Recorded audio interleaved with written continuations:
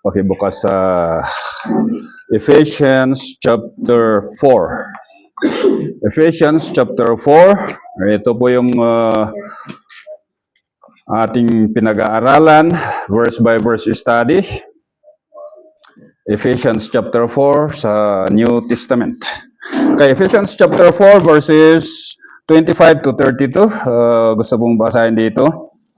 Ephesians chapter 4 verses 25 to 32, I will be reading it here. Sabi po dito, therefore, laying aside falsehood, speak truth, each one of you with his neighbor, for we are members of one another.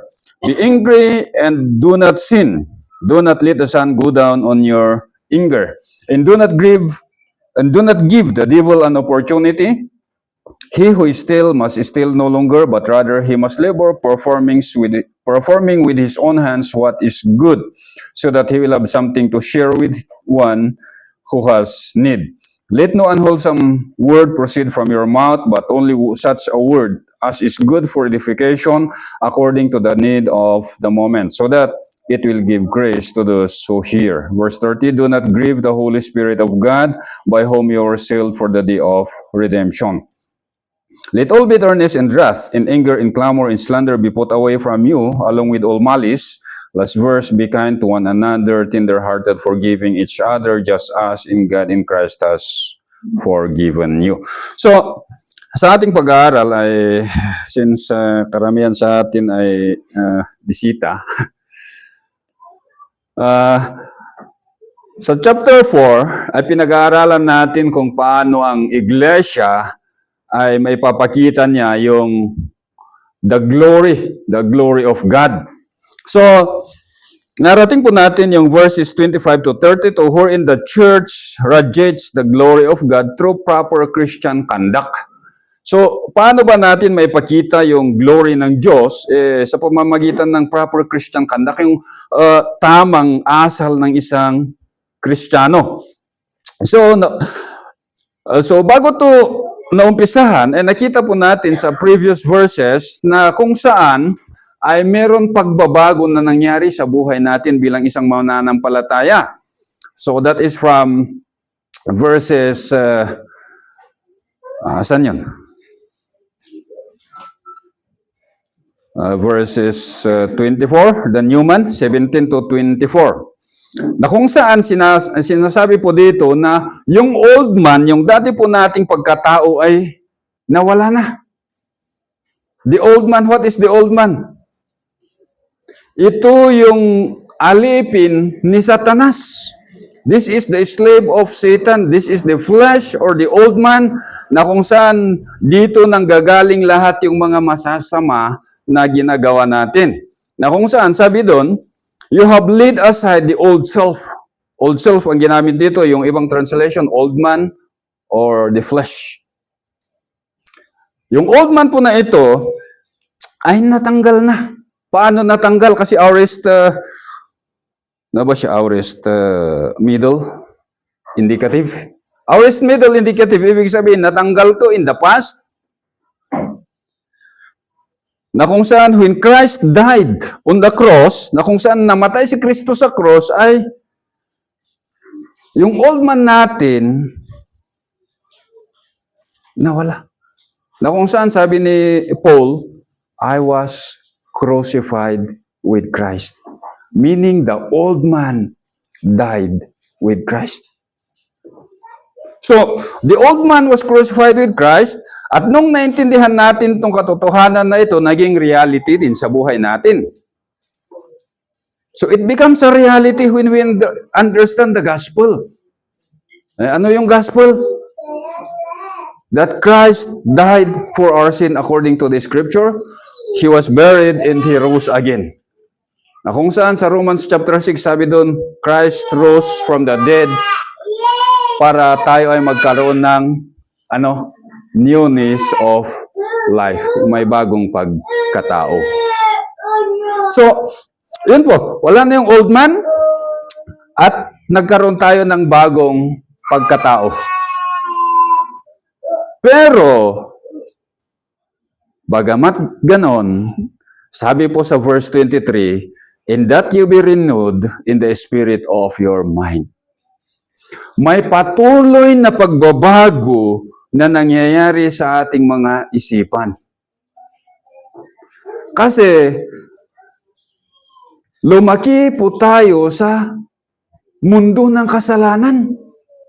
Na kung saan, yung mga kasalanan ay parang accepted yun na parte ng buhay natin. Parte na yung buhay natin ng mga yon. Gaya ng mga Ephesians, na kung saan, sa buhay nila, uso yung kasinungalingan. That is part of their system. Na kung saan asan ka na ngayon? Sabi, OTW. Asan daw yung OTW? Hindi, nakatulog. Andun pa sa higaan, tulog pa. So, sa kanila noon, lying is accepted. Sa kanila, anger is accepted. Sa kanila, pagnanakaw is accepted. Pero, dito sinasabi ng Diyos na merong patuloy na pagbabago na nangyayari sa buhay ninyo. So, makikita natin ano yung unang pagbabago na nangyayari sa kanila. Truthful communication, that is in verse 25. Na kung saan sabi dito, speak truth, each one of you with his neighbor. So, laying aside falsehood, and speak truth, each one of you with his neighbor. That is a present, let me see. It is a present imperative. Ibig sabihin, ito yung dapat na present tense, continuous, tuloy-tuloy, imperative, alam natin yan, command. So it is a continuous command na yung katotohanan lamang yung sabihin natin sa mga ating mga kasamahan. And the truth, kung titignan natin, who is the truth? Nasabi kanina ni Monong Eric, na kung saan sabi ni Christ, I am the way, the truth, in the life. So, speak truth, every one of you, with his neighbor. So, ano yung pangalawang kautusan? Sa verses 26 to 27, the second command na nabigay is, be angry and sin not. Be angry and sin not. So, pwedeng palagi kang galit. Kasi yung anger dito, be angry is present passive imperative. Present tense, palaging galit.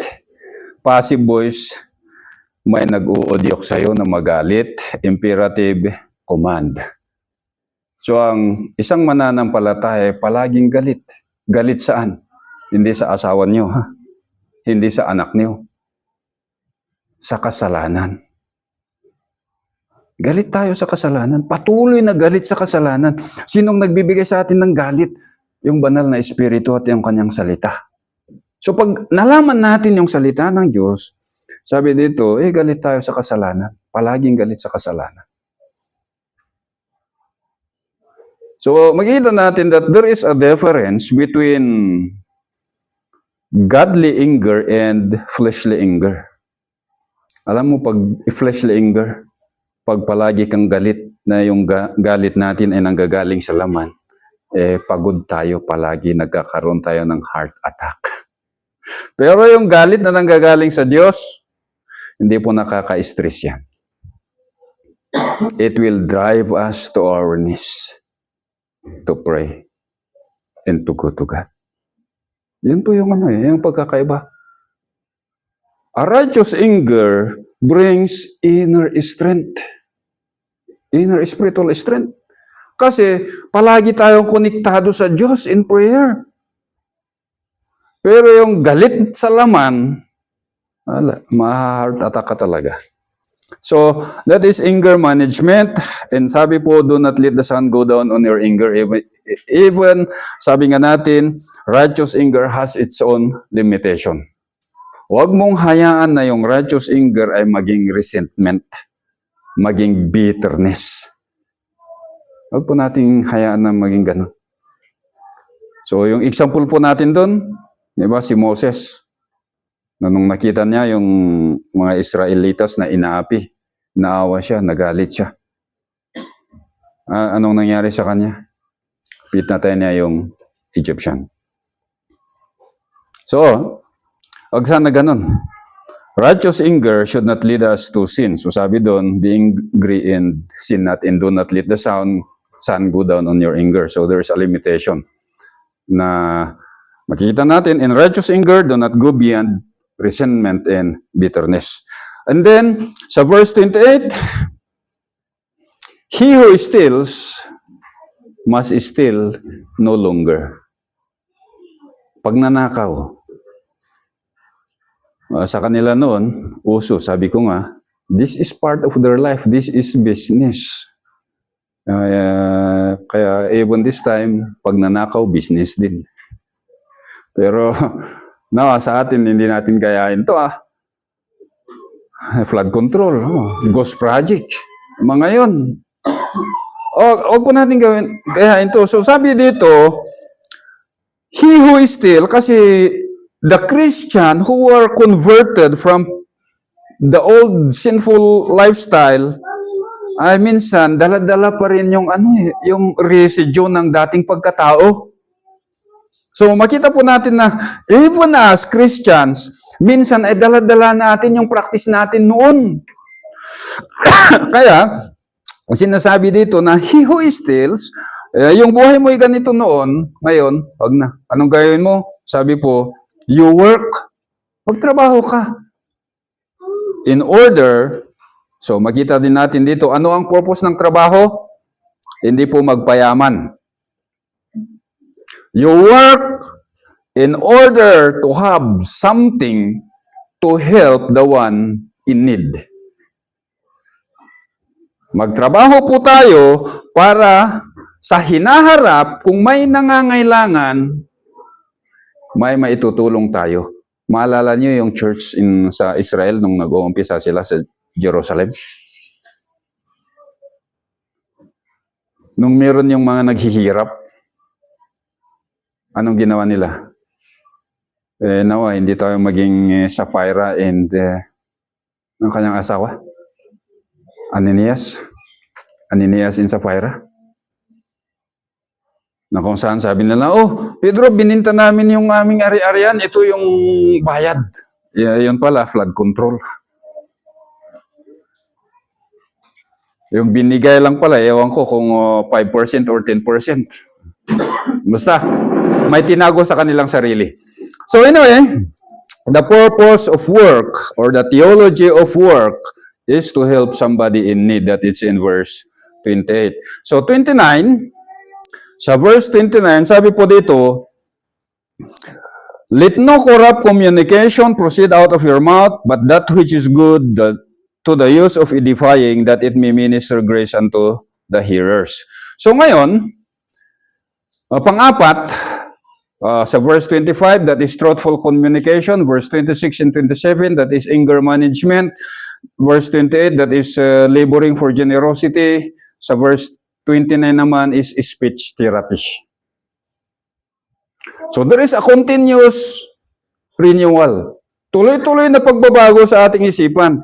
So, ngayon, bagamat meron yung truthful communication sa taas, ngayon naman, meron yung speech therapy, paano natin gagamitin yung ating mga salita. Sabi ni James, sa James chapter 3 verse 2, for we all stumble in many ways. If anyone does not stumble in what he says, he is a perfect man, able to bridle the whole body as well. So sabi po, if anyone does not stumble in what he says, kung meron yung isang tao na hindi matitisod sa kanyang mga sinasabi, he is a perfect man.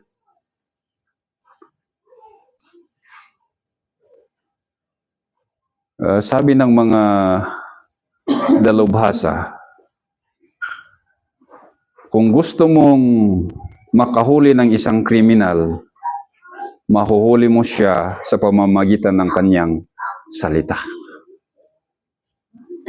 Kasi there is and there will always be a connection of action and words, sabi nga. Kaya sa mga Kristiyano sa Ephesians at sa atin ngayon, sabi po, kailangan na po ng speech therapy. Paano? Sabi po, let no unwholesome word proceed from your mouth. Or sabi ni Erdsman, every word that is rotten and unfit for use out of your mouth, let it not be proceeding. So every word that is rotten, past logos, lahat ng salita na marurumi. So the English word that was used was rotten or unwholesome. Ito po yung word na sa pros, ibig sabihin corrupt, toxic, unfit. Parang ito ngayong kung pupunta ka sa marketplace sa kanila noon, buti pa yung RR. Kasi yung RR, pwede mo pa siyang pakinabangan. Yung RR, reject na reject. Reject na reject. Pero, sabi ng mga taga-market, may pakinabang pa dun. Pero ito, yung rotten na ito, talagang it is already toxic, poisonous na siya, hindi mo na siya pwedeng pakinabangan. So, sinasabi sa ating mga mananampalataya, lahat ng mga salita na poisonous, na corrupt, na marurumi, sabi po, let it not proceed, let it not continually proceed out of our mouth. Kasi yung proceed dito, present siya, present middle imperative, ibig sabihin, present tense, continuous imperative, command, middle voice, ibig sabihin, we take the responsibility. Sa atin nang gagaling yung volition. Kaya sinasabi dito, make it a lifestyle na sa buhay natin na yung mga masasamang salita, maruruming salita ay hindi lalabas sa ating mga bibig. So in its speech therapy, keep the mouth clean. Not by toothbrush, but by the word that proceeds out of our mouth. Yung panloob. So let it not proceed. Kung titignan natin, again, this is a Greek a command, a continuous command. Kasama po siya yung Greek negative na mi, ibig sabihin na itong mga Kristiyano ay sa kanilang pananalita, andun pa rin po yung mga maruruming salita. So even us, mas lalo na sa mga driver, sa mga driver, sa traffic. Diba? Kung sinong sumasakay sa inyo ng mga nagko-commute. Di po ba minsan pag tayo ay nagko-commute, pag malapit tayo sa driver, pag traffic, ang daming mga minsan maruruming salita na lumalabas. Kaya, sabi po, keep the mouth clean. So, the command here is, let no unwholesome word proceed from your mouth. Ito po yung isang patuloy na pagbabago na nangyayari sa buhay natin. Sa mga Kristiyano noon, yung buhay nila, yung words nila, it is full of cursing and bitterness. Yun po yung mga salita nila. It is full of cursing and bitterness. Kasi talagang alam mo naman kung saan sila lumaki. In the marketplace, sabi doon, ang mga salita doon talagang marurumi. But, sabi, as a new creation in Christ, ano na ngayon? Sabi, but only such as is good for edification according to the need of the moment. Paano tayo magsalita? Sabi po, speak beneficially. Nagamit dito, the word of the new creation is good. Good. Agathos. Agathos ibig sabihin, beneficial, nakakatulong. Nakakatulong for building up. for encouragement, for strengthening, para magpalakas sa mga kapwa natin mananampalataya o kaya yung mga nanlulumo. Kasi sabi po dito, according to the need of the moment, yung tao, iba-iba po yung pangangailangan.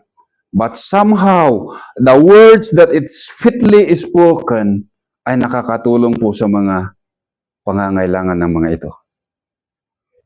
So, the word of the good man is, or not the good man, because only one is good, that is Christ. But the words of the new man, rather, the new man, yung bagong pagkatao, ay nakakatulong po.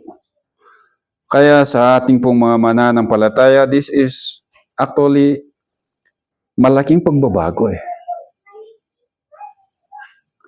Kasi sa buhay natin, mas lalo na. Kaya meron yung isang bata, tinanong, anong pangalan ng iyong nanay? Demonieta. Anyong tatay? Satanas. Ba't ganon? Kasi yun po yung palaging naririnig sa bahay. Kaya, so, speak beneficially. So, the words that is coming out from our mouth ay nakakatulong po na kapag bibigay lakas sa mga kapwa po nating mananampalataya o sa mga nakikinig sa atin. It should continually addresses the need of the moment. Ano man yung mga pangangailangan ng ating mga kapwa mananampalataya, ayon sana yung mga lalabas sa ating mga bibig. Speak beneficially to meet the need of the moment. Sabi nga, we all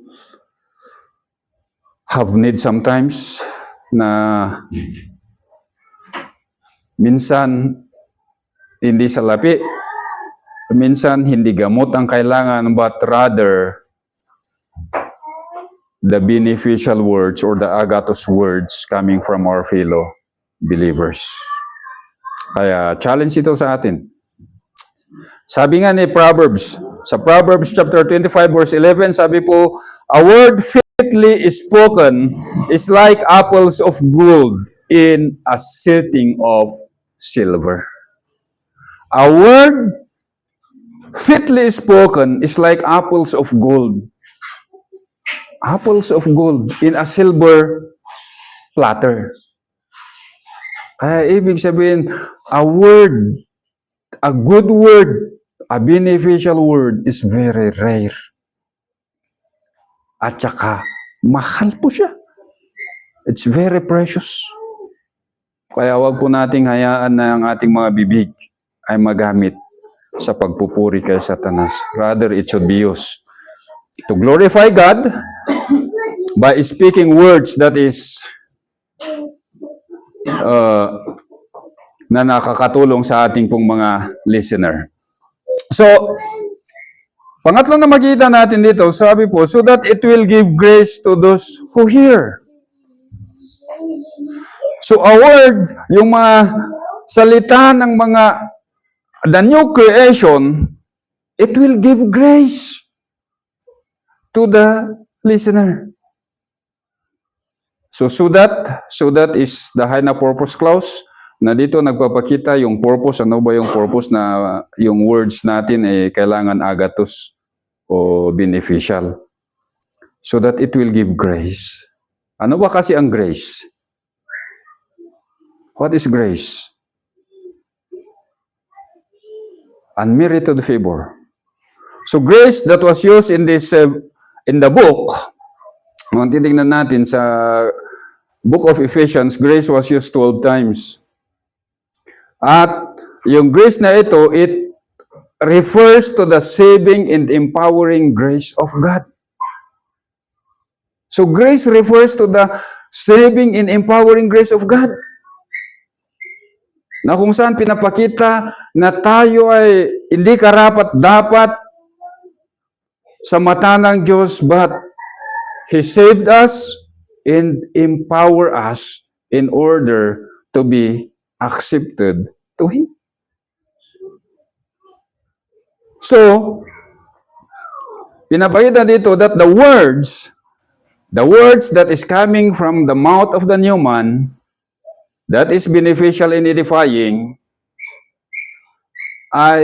it re-echoes the gospel, the saving and empowering grace of God. Kaya yung salita po natin, it is always anchored sa salita ng Diyos.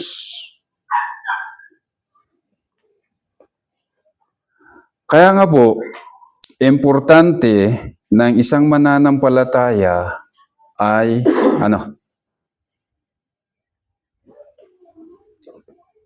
we give time to the Word of God.